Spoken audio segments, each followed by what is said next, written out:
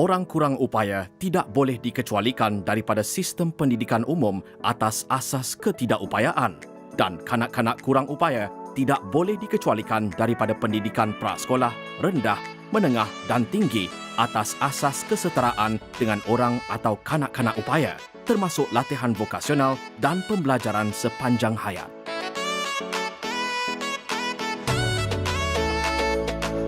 Pelajar-pelajar ni sebenarnya dia perlukan bimbingan, dia perlukan bantuan. Kalau mereka ini diletakkan di arus perdana, sepatutnya mungkin pelajar ini menjadi seorang pelajar yang cemerlang, mungkin dia akan mengalami masalah-masalah tertentulah dari segi bahan, pengetahuan guru. Sebab di sekolah pendidikan khas, selalunya guru-guru kita ni dah terlatih. Mereka dah tahu macam mana nak handle kalau murid-murid rabun, macam mana nak handle murid-murid yang buta. So dia dah ada teknik-teknik tertentu dan kita tahu apa bahan yang sesuai. Walaupun mereka banyak kekurangan ataupun kekangan, tapi mereka sangat-sangat dedikasi dan sentiasa berusaha untuk bersaing dengan murid-murid yang normal di luar sana. Tak ada kekurangan yang saya nampak dalam hati mereka. Walaupun dari segi fizikal mata mereka tak nampak, tapi semangat mereka untuk teruskan kehidupan seperti biasa itu sangat tinggi. Pendidikan khas adalah pendidikan bagi murid berkeperluan khas (MBK) yang disediakan oleh kerajaan.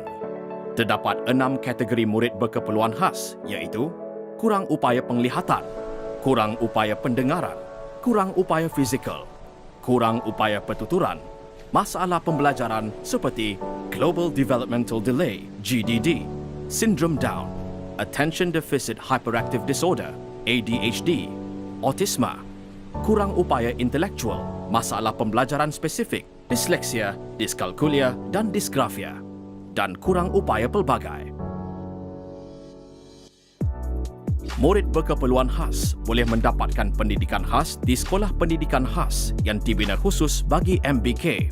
Program pendidikan khas integrasi yakni kelas khas bagi MBK di sekolah harian biasa dan program pendidikan inklusif di mana MBK ditempatkan di kelas arus perdana di sekolah harian biasa. Untuk kepentingan ibu bapa hantar anak-anak murid ke sekolah, saya rasa dalam pengalaman saya, mereka dapat bersosial. Yang penting mereka dapat bersosial, bergaul dengan kawan-kawan melalui aktiviti.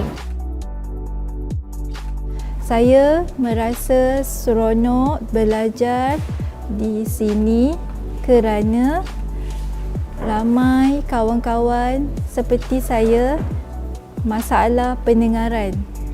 Banyak kemudahan yang disediakan untuk mencapai kejayaan SKM tahap 3. Dalam kursus batik, guru-guru mahir berkomunikasi dalam bahasa isyarat. Dulu saya belajar tingkatan 1, 2, 3, memang saya sangat lemah, selalu gagal. Ujian pun, markah pun selalu teruk. Saya pun bersabar dan bila saya dapat surat ke vocational, saya rasa sangat seronok bila saya dapat masuk ke vocational dan juga dapat masuk pada subjek elektrik. Rupanya subjek elektrik ini tidaklah susah. Saya harap saya boleh kerja dan membantu ibu bapa saya sebab saya juga memiliki ahli keluarga yang bermasalah pendengaran. Jadi jika saya bekerja dan berusaha hingga berjaya, saya harap saya boleh bantu mereka juga. Antara bantuan dan khidmat sokongan yang disediakan Kementerian Pendidikan Malaysia untuk MBK termasuk allowance murid khas, bayaran makanan asrama dikecualikan bagi MBK di asrama sekolah pendidikan khas, lanjutan tempoh belajar sehingga 2 tahun, tambahan 1 tahun jika murid mengikuti pendidikan vokasional di sekolah menengah pendidikan khas vokasional, tambahan masa ketika menduduki peperiksaan awam.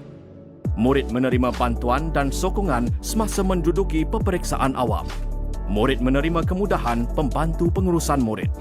Murid menerima perkhidmatan sokongan daripada pegawai bidang khusus di Pusat Perkhidmatan Pendidikan Khas. Saya pun gembira, cukup gembira sekolah di sini. Mungkin susah nak cari sekolah macam ni lah. Saya pun Cikgu pun bagi saya keberanian lah.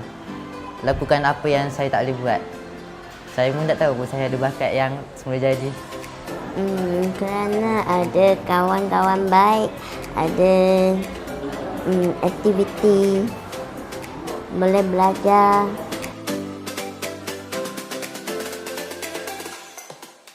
So, kena prepare dari sekarang supaya anak kita boleh hidup berdikari. Salah satu dia tempat yang asas yang paling penting ialah sekolah. Bawa mereka pergi sekolah. Biar dia bergaul dengan budak-budak sebaya mana, biar dia belajar, biar dia tahu urus diri, biar dia tahu alat itu apa nilai-nilai murid. Biar dia orang tahu siapa keluarga mereka. Biar dia orang tahu belajar benda-benda yang mereka perlu sebagai dapat hidup dalam masyarakat ni. Kementerian Pendidikan Malaysia komited memantapkan pendidikan khas di Malaysia khususnya dari aspek pemantapan sumber manusia, penambahbaikan sistem sokongan, pemantapan pengajaran, pembelajaran, kokurikulum dan pengembangan potensi, penambahbaikan accessibility dan mobility, pemantapan tadbir urus dan penambahbaikan pengurusan data. Masyarakat juga mempunyai tanggungjawab dalam mencorakkan masa hadapan yang lebih cerah kepada murid berkeperluan khas.